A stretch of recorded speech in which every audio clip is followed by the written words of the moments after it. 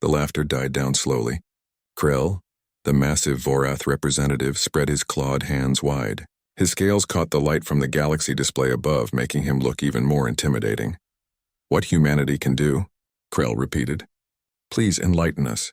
We are most curious. Jake felt Karen step up beside him. The diplomat's face was calm, professional. She had negotiated peace treaties between warring nations. She could handle condescending aliens. Earth has made remarkable progress in the last century, Karen began. Our fusion technology now powers stations across our solar system. Our medical advances have doubled our lifespan. Our quantum computers can process information at speeds that would have seemed impossible 50 years ago. A fox like Kellen leaned forward on his platform. His robes shimmered as he moved. I am Merchant Prince Voss. Tell me, human, do you still use chemical rockets to escape your planet's gravity? For some launches, yes, Karen admitted. Voss made a sound that might have been a chuckle. How quaint. We abandoned such primitive methods 3,000 years ago. Your fusion technology? We consider it barely adequate for system maintenance vessels. Your quantum computers? Adequate for basic calculations, perhaps. Lisa stepped forward then, her scientist's mind unable to stay quiet. With respect, every species starts somewhere. You didn't develop faster than light travel overnight. No, agreed a voice like wind chimes. Jake looked up to see the Zealoth representative, a being of glowing energy contained in a crystal shell. But we developed it through thousands of years of careful study and wisdom. Tell me, human scientist, does your species still wage war upon itself? The question hung in the air like a blade. Jake saw Lisa hesitate. They all knew the answer. Earth had achieved a lot, but it was far from united. There were still conflicts, still weapons, still armies. We have conflicts, Lisa said carefully. We're working to resolve them through diplomacy and cooperation. The United Earth Coalition represents most of the planet's nations working together. Most, the Zealoth repeated. Not all. You cannot even unite your own species, yet you expect us to accept you as equals? Danny Pierce had been silent until now, but Jake saw his engineer's face growing red. The young man stepped forward, his voice tight with controlled anger. You're right, Danny said loudly. We're primitive. We're young. We've only been in space for a few generations. We still fight sometimes. We still make mistakes. But at least we got here on our own. The chamber fell silent. Every eye turned to Danny. Jake wanted to pull the engineer back, but something told him to wait. Krell's eyes narrowed dangerously. Explain yourself, human.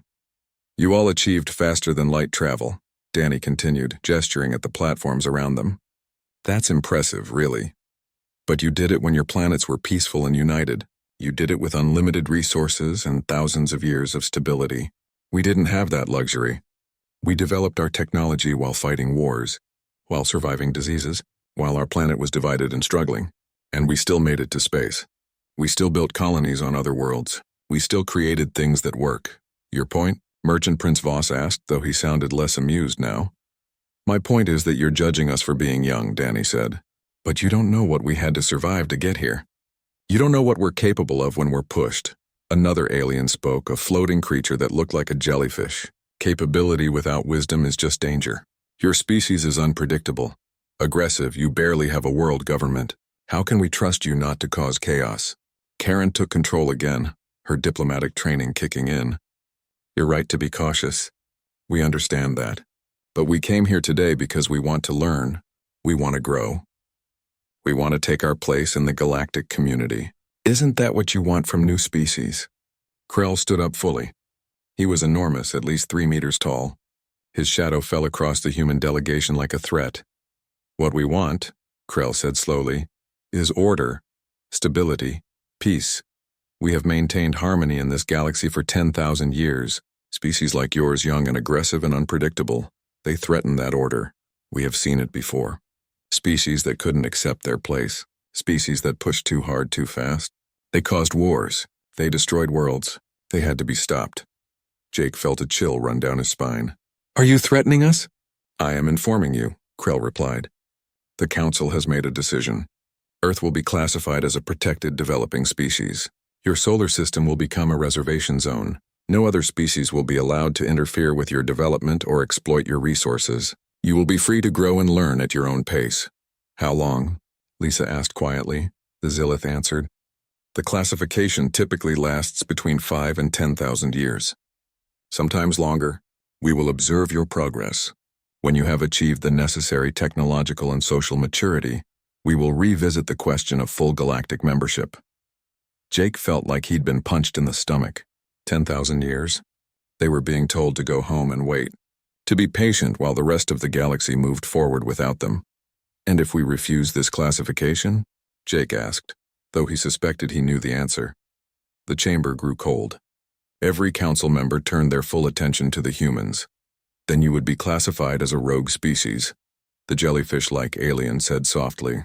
Rogue species are quarantined by force, sometimes eliminated. We have the combined military might of 12 civilizations. Each of us alone could turn your Earth into dust. Together we are unstoppable. We would not enjoy such action, Merchant Prince Voss added, but we would take it if necessary. The stability of the galaxy is more important than one primitive species.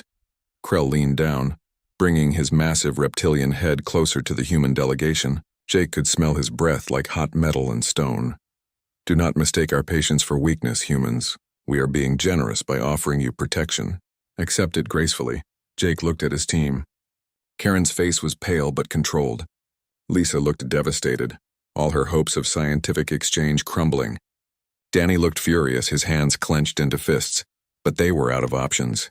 They were 4 humans standing in a chamber full of aliens who could destroy Earth without breaking a sweat. Pride would accomplish nothing here. We understand, Jake said, the words tasting like ash in his mouth.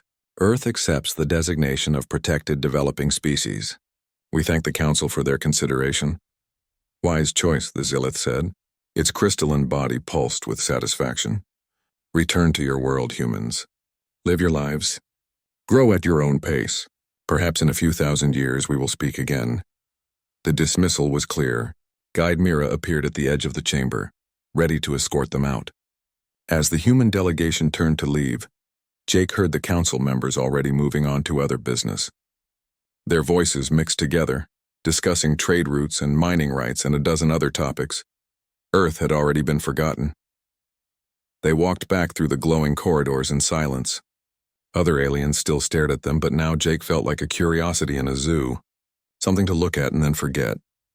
On the ship, Danny was the first to speak. He slammed his hand against a wall, making Lisa jump. Protected developing species, he spat. They might as well have patted us on the head and given us candy. They could have done worse, Karen said quietly. They could have refused to see us at all, or classified us as hostile. Would that be worse? Danny asked. At least then we'd know where we stand. This way, they're just going to ignore us for thousands of years. Jake sat down heavily in the pilot's chair. Start the engines. Let's go home. As the horizon lifted off from Primaxis 7, Jake looked back at the beautiful planet with its 3 moons and cities of light. Somewhere down there, the Galactic Council was continuing their business, running a galaxy that humanity had no part in. Lisa came to stand beside him. What are we going to tell Earth? The truth, Jake said. We're not good enough, not yet. We need to wait our turn like good children. And will we? Karen asked from behind them. Wait our turn, I mean.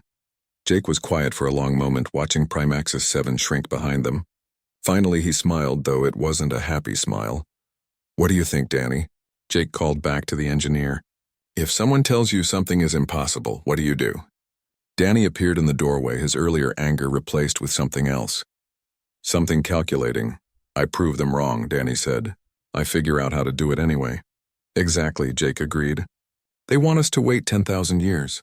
They think we're too primitive to catch up. They're certain we'll just sit in our corner of space and behave. But we won't, Lisa said, understanding dawning in her eyes. No, Jake confirmed. We're going back to Earth, and we're going to show the Galactic Council that they made a serious mistake today. What kind of mistake? Karen asked. Jake turned to face his team. His smile grew wider, more genuine. They challenged us. They mocked us. They told us what we couldn't do. And if there's one thing humans are good at, it's proving people wrong when they underestimate us. The horizon jumped into faster-than-light travel, carrying 4 humans and a new purpose back toward Earth. Behind them, the Galactic Council continued their work. Confident in their decision, they had no idea what they had just started. The news hit Earth like a bomb. Within hours of the Horizon's return, every person on the planet knew what had happened. The Galactic Council had called humanity primitive. They had told Earth to sit down and wait for 10,000 years. They had dismissed human achievement as cute and adorable. The reaction was immediate and intense. Protests erupted in major cities. People carried signs demanding that Earth reject the Council's decision. Others celebrated, saying protection was good news. Arguments broke out in parliaments and Congress halls. The world was divided. President Carter called an emergency meeting at the United Earth Coalition headquarters. The room was packed. Military leaders sat next to scientists. Engineers talked with politicians. Every major nation had sent representatives. Jake stood at the front of the room with his team, preparing to give their full report. He could feel the tension in the air like electricity before a storm. Carter brought the room to order with a single raised hand. "Commander Morrison, please tell us everything that happened." Jake did. He described the council chamber, the alien representatives, every word that was spoken. When he finished, the room was silent for a long moment. Then General Paul Grant stood up. He was the head of Earth's Space Defense Forces, a man who had spent 40 years in military service. His face was red with anger. "They insulted us," he said flatly. "They treated Earth like a child that wandered into an adult conversation. I say we reject their designation entirely." "And then what?" asked Dr. Nathan Cole, one of Earth's leading physicists. "They have weapons that could destroy planets. They have 12 civilizations working together. What do we have? A few dozen ships that barely work?" "We have pride," Grant shot back. "We have dignity. We don't bow to anyone." "Pride won't stop their weapons," Cole replied. The argument spread through the room. Voices rose, people stood up. Fingers were pointed. Jake watched it all with a sinking feeling. This was exactly what the Council expected. Humanity fighting with itself, unable to unite even in the face of a common challenge. Then Danny Pierce stood up. The young engineer wasn't tall or imposing, but something in his face made people quiet down. "They're afraid of us," Danny said. The room turned to look at him. Carter leaned forward. "Explain." "Think about what they said," Danny continued. "They talked about how young we are, how fast we're developing, how unpredictable we are. They mentioned other species that caused problems, species they had to stop." "So?" someone asked. "So they wouldn't bother stopping species that weren't a threat," Danny said. "If we were really as primitive as they claim, they'd ignore us completely. But they didn't. They brought us in. They made rules for us. They're watching us. Why would they do that unless they're worried about something?" Lisa stood up next to Danny. "He's right. I studied their languages, their culture. Species that are truly primitive don't get summoned to council chambers. They get observed from a distance and left alone. We got attention because we're developing fast. Maybe too fast for their comfort." Jake felt a spark of hope. "How fast are we developing compared to them?" "That's what I've been calculating," Lisa said, pulling out her tablet. "Based on what we learned about council species, most of them took between 3,000 and 5,000 years to go from basic flight to faster-than-light travel. We went from the first airplane to landing on the moon in 66 years, from the first computer to quantum processors in less than 80 years. We're developing exponentially faster than any of them did." "But we're still behind," Cole pointed out. "By thousands of years." "In some areas, yes," Danny agreed. "But not all. They've been using the same technology for so long that they've stopped innovating. They've perfected their methods, sure, but they're not trying new things. They all use the same type of faster-than-light drive, the same energy systems, the same basic ship designs." "What are you suggesting?" Carter asked. Danny's eyes lit up the way they did when he had an idea. "I'm suggesting that we don't try to catch up to them by following their path. We can't. It would take thousands of years, just like they said. But what if we go a different direction? What if we develop technology they've never thought of?" "Is that possible?" Grant asked. "Maybe," Danny said. "They've been spacefaring for so long that they think they know all the answers. But there might be other solutions they never considered. Different approaches to faster-than-light travel, different ways to generate power, different weapons, different shields, different everything." The room buzzed with conversation. Carter let it continue for a minute, then raised her hand again. Let's say we try this, she said. Let's say we pour everything we have into research and development. What would we need? Danny looked at Lisa, then at Jake. Everything. Every scientist, every engineer, every factory. We'd need to unite the entire planet behind one goal. Which is? Carter asked. Proving them wrong, Jake said. They said we need 10,000 years. I say we give ourselves 3 years to show them something they've never seen before, something that makes them regret underestimating us. 3 years? Cole shook his head. That's impossible. That's what they said about space travel, Karen pointed out. That's what they said about quantum computing. That's what they said about fusion power. Humanity has a long history of doing the impossible. Carter looked around the room, meeting each person's eyes. This would be the largest undertaking in human history, bigger than any war, any space program, any project we've ever attempted. We'd be betting everything on the chance that we can innovate faster than 12 advanced civilizations. They already think we're reckless, Danny said with a grin. Let's not disappoint them. Grant stood up again. If we do this, we need to be ready for them to respond. They said rogue species get eliminated. If they decide we're a threat, they'll come for us. Then we make sure we have something to show them before they get here, Jake said. Something so impressive they'll want to talk instead of fight. Carter was quiet for a long moment. Then she nodded slowly. We'll put it to a vote. A global vote. Every nation, every person. Do we accept the Council's designation and wait? Or do we push forward and risk everything? The vote took 2 weeks. During that time, the debate raged across Earth. News channels discussed nothing else. Scientists appeared on talk shows explaining the risks and opportunities. Ordinary people argued in cafes and restaurants and parks. In the end, the vote was close. 53% of Earth's population chose to push forward. It wasn't an overwhelming mandate, but it was enough. President Carter appeared on screens around the world to announce the decision. Today, humanity chooses not to wait.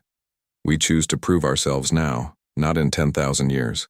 We are launching Project Unity, the largest scientific and engineering effort our species has ever attempted. Every nation will contribute. Every person will play a part. Together, we will show the galaxy what humanity can do when we're challenged. The next day, Danny Pierce was given command of the Technical Research Division. Lisa Grant would lead the theoretical science teams.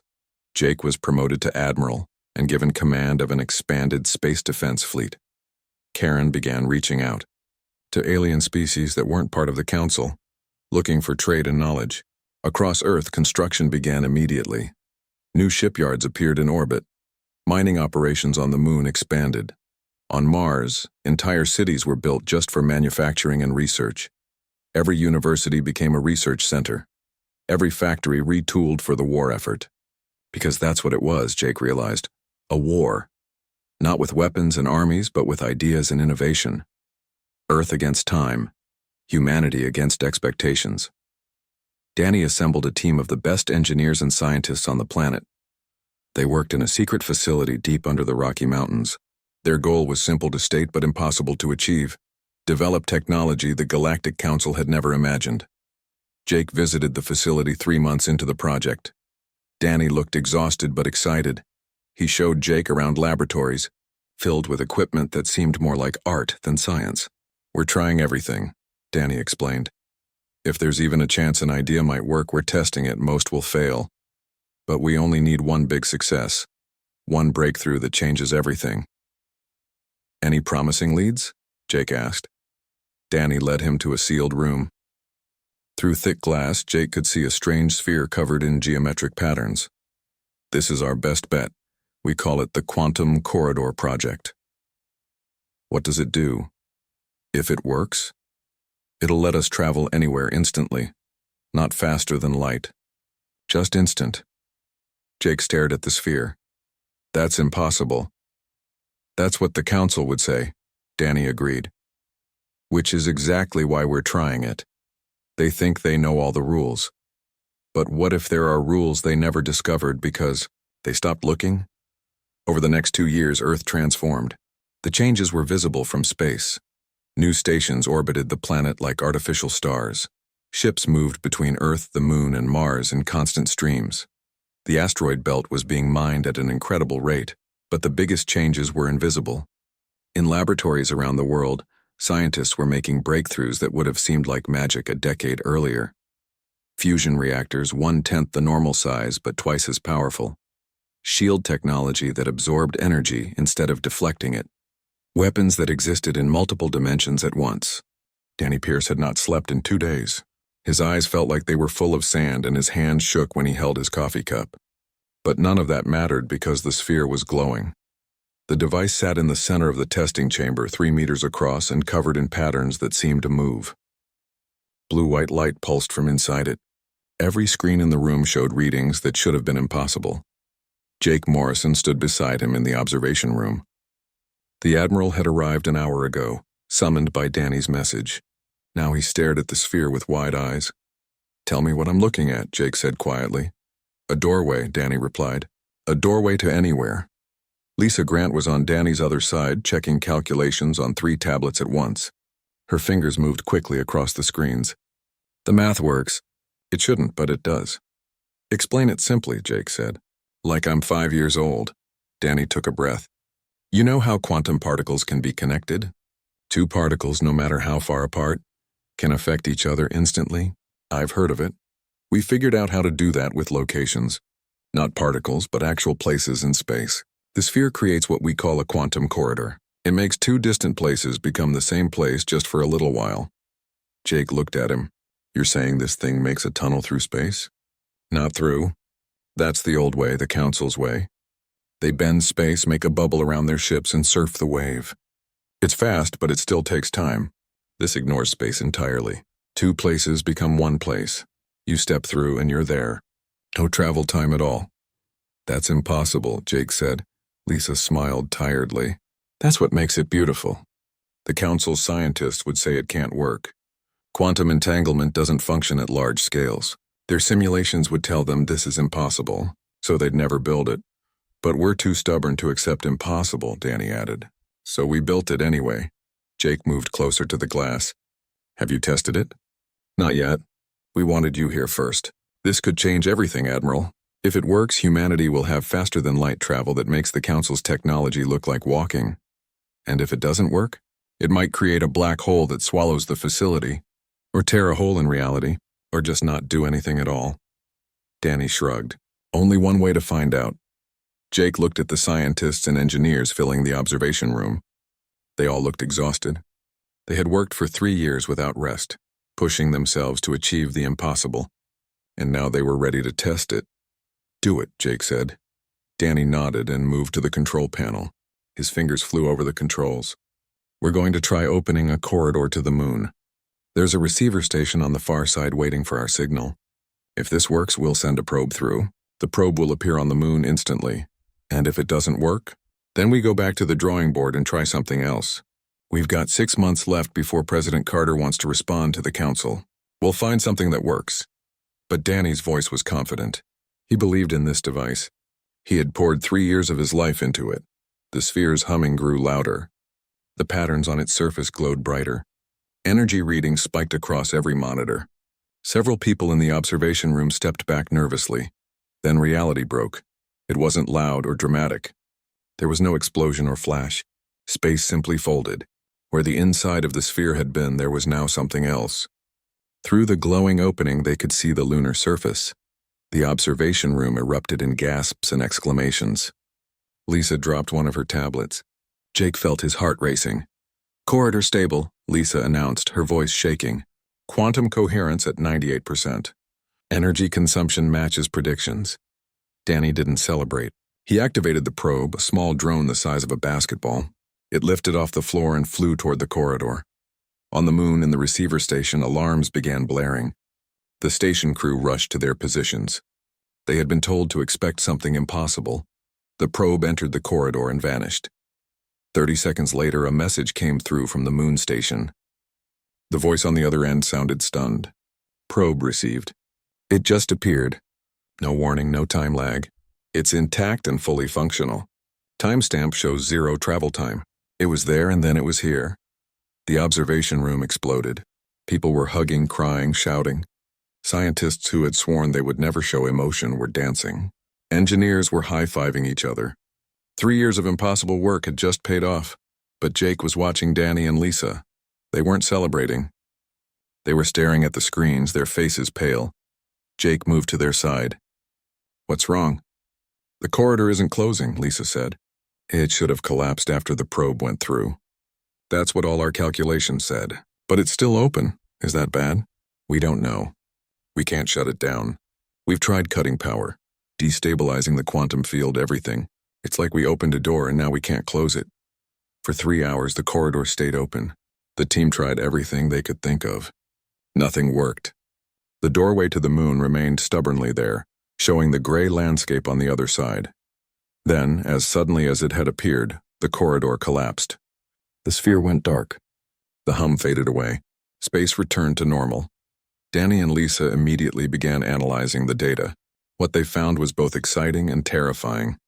Lisa called Jake over to her station. "The corridor didn't close because we told it to. It closed because the quantum entanglement naturally broke down after about 3 hours. Meaning we can open doorways to anywhere, and they'll stay open for about 3 hours before closing on their own. We don't control the duration." Jake thought about that. "So we could move ships through, entire fleets, all at once anywhere we want. For 3 hours, yes. Then the corridor closes and we'd need to make a new one." "That's incredible," Jake said. "We could cross the galaxy in minutes instead of months. Or enemies could cross to Earth," Danny pointed out quietly.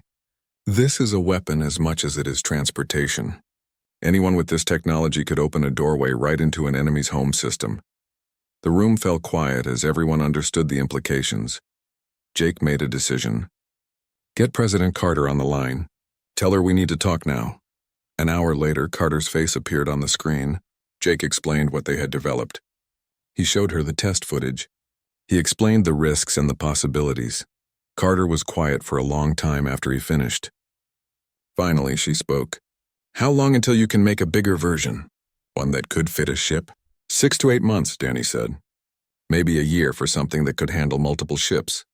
"You have 4 months, Carter said. "I want to demonstrate this to the Galactic Council. I want to show them that we're not children waiting for permission. We're innovators who just changed the rules of space travel. Ma'am, if we reveal this technology, the Council will know about it. Other species will know about it. It could change the entire balance of power in the galaxy." "Good," Carter said firmly. "The Council had 3 years to treat us with respect. They chose not to. Now they get to see what happens when you underestimate humanity." The next 4 months were chaos. Danny's team worked around the clock to scale up the quantum corridor device. Meanwhile, other Project Unity teams unveiled their own breakthroughs. A research station on Europa developed shields that didn't just block energy weapons but absorbed them and redirected the power. Engineers on Titan created fusion reactors 1/10 the normal size but twice as powerful. Biologists developed neural interfaces that let human pilots think faster than any computer. But the quantum corridor was the crown jewel, the technology that would prove humanity belonged in the galaxy. Jake was given command of a fleet being assembled to demonstrate Earth's new capabilities. 37 ships, the largest force humanity had ever put together. They weren't impressive by Council standards. Most were modified civilian vessels with military upgrades, but each one carried Project Unity technology. The ESS Unity was the flagship, a new ship built specifically to carry the quantum corridor generator. Jake stood on its bridge 4 months after the successful test, watching construction crews install the final components. Danny came up beside him. The engineer looked healthier now, having finally gotten some real sleep. "We're ahead of schedule. The generator will be online in 2 days. How confident are you that it will work?" 90%. Maybe 95. "We've run hundreds of tests. The failure rate is incredibly low, but not zero." "Nothing in science is ever zero risk," Danny admitted. "But I'd bet my life on this working. In fact, I am betting my life. I'm coming with you." Jake looked at him. "You don't have to. You're more valuable here. I built this thing. I need to see it work for real. Besides, somebody needs to be there to explain how impossible this should be." Lisa would come too, along with Karen. The same delegation that had been humiliated 3 years ago would return to face the council. But this time they wouldn't be asking for acceptance. They would be demanding respect. President Carter recorded a message to send to the Galactic Council. It was brief and formal. Earth wanted to demonstrate recent technological progress. They requested the Council attend a demonstration at specific coordinates in neutral space. The time was 4 weeks from the message's transmission. Jake stood on the bridge of the ESS Unity, watching the Council ships on his screens. They maintained a careful distance, far enough to retreat if needed. He could imagine the alien commanders on those ships, expecting to see some minor improvement in human technology, something they could pat Earth on the head for before going back to ignoring them. They had no idea what was coming. Karen Wells stepped up to the communication station. She had spent 3 years preparing for this moment. Her voice was calm and professional as she opened the channel. "Thank you for coming, Council representatives. 3 years ago, you designated Earth as a protected developing species. You told us we would need thousands of years to achieve technological maturity. We asked you here today to respectfully disagree with that assessment." Merchant Prince Voss's voice came back, amused. "You have built more ships, humans. How impressive. Your fleet is still primitive compared to any single one of our vessels." "Perhaps," Karen agreed, "but our ships are not what we wanted to demonstrate. Mr. Pierce, if you would." Danny sat at the engineering station, his fingers poised over the controls. He had dreamed about this moment for 3 years. Now it was finally here. He activated the quantum corridor generator. The effect was immediate and dramatic. Space in front of the human fleet simply tore open. A glowing doorway appeared, large enough to fly a ship through. But instead of showing the empty space around them, it showed something else entirely. Earth orbit. Through the corridor, the Council representatives could see Earth's blue sphere and the massive shipyards that had been built over the past 3 years. Ships moved between stations.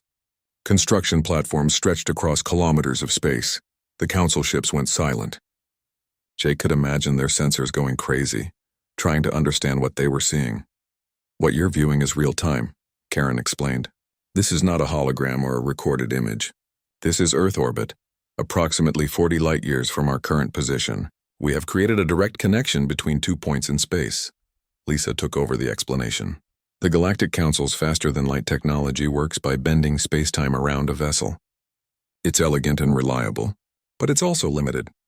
Distance affects travel time. Larger ships require more energy. There are physical constraints that can't be overcome. This technology ignores those constraints entirely," Danny added. "We don't travel through space. We make 2 locations become the same location temporarily. A ship entering here comes out there instantly, no travel time, no energy scaling with distance. It takes the same power to open a corridor to Mars as it does to open one to another galaxy." Through the corridor, another human ship appeared. The ESS Defiant simply flew from Earth orbit to the demonstration coordinates. One moment it was there, the next it was here. No jump, no flash of light. Just instant transition. The Council channel erupted in voices. Jake heard multiple alien languages speaking at once, all sounding shocked and confused. The Zilith was the first to speak clearly. "Impossible. Quantum entanglement cannot function at macro scales. Every law of physics we know says this cannot work." "Every law you know," Lisa corrected gently. "But we didn't know those laws. We started from a different place with different assumptions. We tried something you never considered because you were certain it was impossible." The corridor collapsed. The Defiance took its position in the human formation. Krell's massive ship moved forward slightly. Jake recognized it as a gesture of interest among the Vorath. "You have created an impressive toy, but can you control it? Can you weaponize it? Or have you simply discovered something dangerous that will destroy you?" "We've conducted over 500 successful tests," Danny replied. "The failure rate is less than 0.003%. We can open corridors to any location we've mapped. We can send through single ships or entire fleets. The corridor remained stable for approximately 3 hours before naturally closing." Jake took over then. 3 years ago, you called us primitive. You told us we lacked the wisdom and capability to join the galactic community.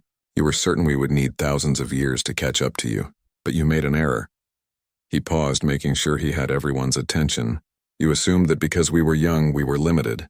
You assumed that because we hadn't followed your path, we couldn't find our own. You were wrong. Another corridor opened, showing a different location, a massive orbital platform around Mars. "This is our primary research facility," Karen said. "In 3 years, we've made breakthroughs in energy generation, weapons technology, defensive shields, and faster-than-light travel. Not because we're smarter than you, but because we weren't constrained by your assumptions about what was possible." Danny brought up displays showing shield technology, fusion reactors, neural interfaces. Every one of these systems represents something new, something the Council has never seen because you stopped innovating thousands of years ago. "Are you threatening this Council?" Krell asked, his voice low and dangerous. Jake could see weapons powering up on the Vorath ship. "No," Jake said firmly. "We're informing the Council. You designated us as a protected developing species. We reject that designation. Humanity claims its place in the galactic community, not as children waiting for permission, not as primitives hoping for scraps of knowledge, but as equals who earned their seat through innovation and determination." Merchant Prince Voss spoke, his voice lacking its usual amusement. "The Council has maintained order in this galaxy for 10,000 years. Species that disrupted that order were eliminated. You have no idea of the forces you're dealing with." "We've studied your history," Lisa replied. "We know about the species you destroyed for being too dangerous or too aggressive, but we also know none of them offered you what we're offering." "And what is that?" the jellyfish-like alien asked. Karen stepped forward. "A partnership. You've been using the same technology for thousands of years. You've achieved stability and peace, which is admirable, but stability can also mean stagnation. You've stopped looking for new solutions because you're satisfied with the old ones. Humanity is young," Jake continued. "We're reckless and unpredictable. We think differently than you do. And that difference could benefit everyone. The quantum corridor generator, we're prepared to share the complete specifications with any council member who wants them. The shield technology, also available. We want to exchange knowledge, not hoard it." "In exchange for what?" Krell asked suspiciously. "Access to your knowledge," Danny said. "Your history, your science, your culture. We want to learn from you. But not as students begging for scraps. As colleagues exchanging ideas between equals." The council ships were quiet. Jake could imagine the frantic discussions happening on every bridge. This wasn't what they had expected. They had come to see primitives showing off new toys. Instead, they were facing a species that had fundamentally changed the rules of space travel in just 3 years. Finally, Krell spoke. "You understand that accepting you as equals means you would be held to the same laws as any council member? The same responsibilities? The same consequences for violations?" "We understand," Karen confirmed. "We're ready to be full participants in the galactic community. Not in 10,000 years, now." There was a long pause. Jake kept his fleet on alert. "If the Council decided to attack, humanity would fight. They would probably lose, but it would be costly for everyone." The Zealoth spoke next, its crystalline voice thoughtful. "When we received your message, I expected a primitive display of military strength. Perhaps some marginal improvement in your ships. What you've shown us today is genuinely remarkable, and somewhat humbling. The corridor technology alone would revolutionize galactic travel," Merchant Prince Voss admitted. "If it's as stable as you claim." "It is," Danny assured them. "We can demonstrate further if needed. We can open corridors to multiple locations. We can show you the complete technical specifications." Krell's ship moved closer. It was a significant gesture showing respect. 3 years ago, I called your species interesting but primitive. I see now that was inadequate. You are remarkable. Frustrating, reckless, and terrifyingly innovative. But remarkable. So is that a yes? Jake asked. "It is a probationary acceptance," Krell replied. "Humanity will be granted provisional membership in the Galactic Council. You will send permanent representatives to Primaxis 7. You will share your technological developments with the Council, as we will share ours with you. You will have access to Council resources, trade networks, and protection. However," the Zealoth added, "you will be monitored closely. Your rapid development and unpredictable nature make you a potential risk. If you prove to be a destabilizing force, the arrangement will be terminated, possibly by force. That's all we're asking for," Karen said. "A chance to prove ourselves as equals." "See that you don't make us regret this," Merchant Prince Voss warned. "Many species are watching this conversation. They will draw their own conclusions about humanity. Your actions from this point forward will determine not just Earth's fate, but possibly the stability of this entire sector. The council ships prepared to depart. Before they jumped away, Krell sent one final message. "Welcome to the greater galaxy, humans. May your innovation serve peace rather than chaos." The message came on a Tuesday morning. Every phone, every computer, every screen on Earth lit up at the same time. People stopped what they were doing and stared. The words appeared in every language, perfectly translated. Jake Morrison was drinking coffee in his office when it happened. He was a commander in the United Earth Coalition, the military group that protected Earth's space stations. His screen went bright white, then words appeared. He read them slowly, his coffee growing cold in his hand. The message was simple. An alien group called the Galactic Council wanted to meet with humans. They wanted Earth to send people to their capital planet. The message gave coordinates and a time, but it was the tone that made Jake frown. The aliens wrote like teachers talking to small children. They called Earth's spaceships cute. They said humanity's technology was adorable. Jake picked up his phone and called Lisa Grant. She was a scientist who studied alien languages. If anyone could tell him what this message really meant, it was her. "Did you see it?" Lisa asked before Jake could speak. "I saw it. What do you think?" Lisa was quiet for a moment. "They're not taking us seriously. This isn't an invitation between equals.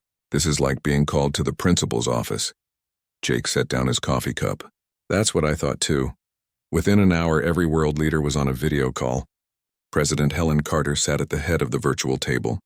Her face was calm, but Jake could see the tension in her eyes. "We need to decide," Carter said. "Do we accept this invitation or not?" The room erupted in voices. Some leaders were angry. They said accepting would make Earth look weak. Others were cautious. They said refusing might anger the aliens.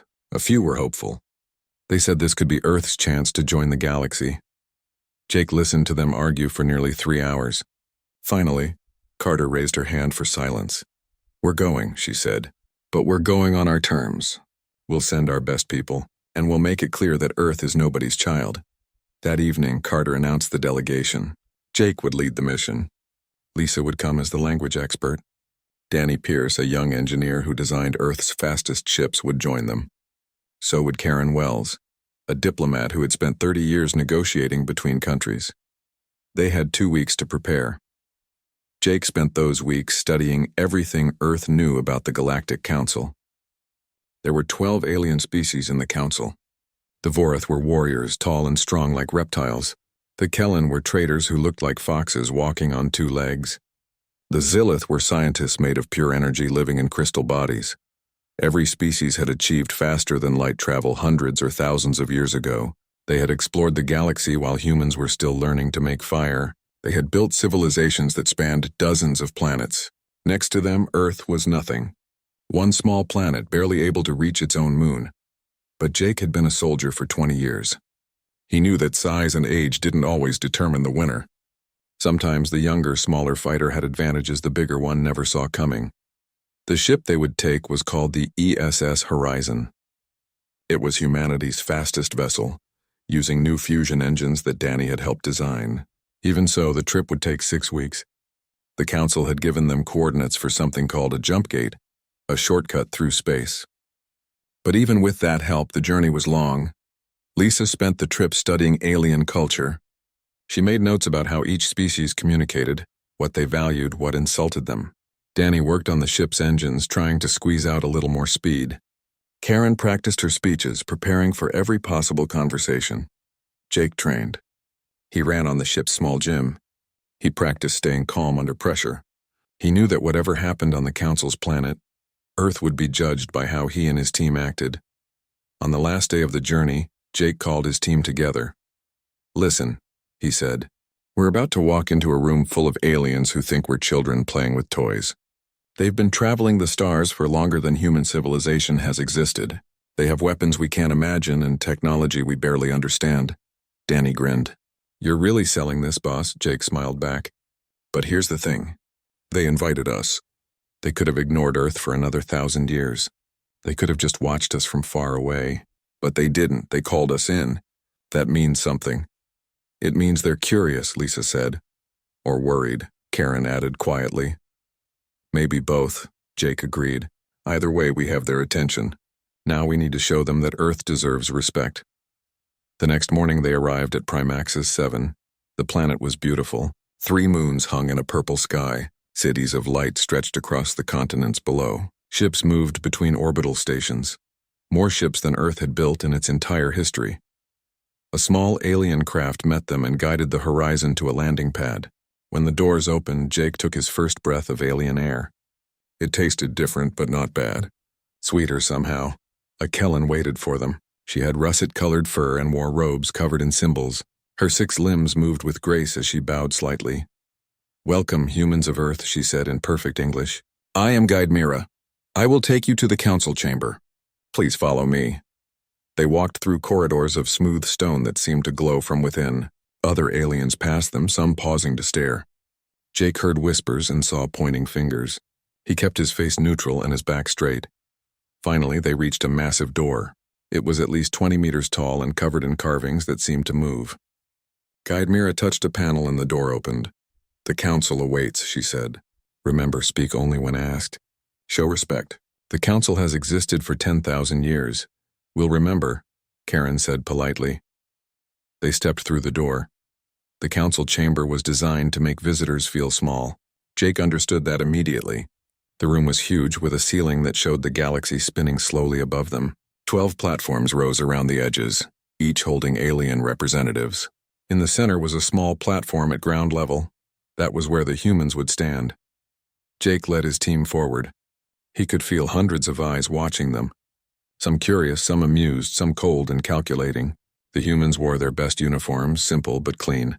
Among the elaborate alien clothing and armor, they looked plain. A voice boomed across the chamber. Jake looked up and saw Vorath, huge and reptilian, leaning forward on his platform. "Humans of Earth," the Vorath said. "I am Krell, voice of the Vorath people. You stand before the Galactic Council. We have been watching your species. You are young, violent, primitive, but also interesting." The last word dripped with condescension. Around the room, Jake heard quiet laughter from some of the aliens.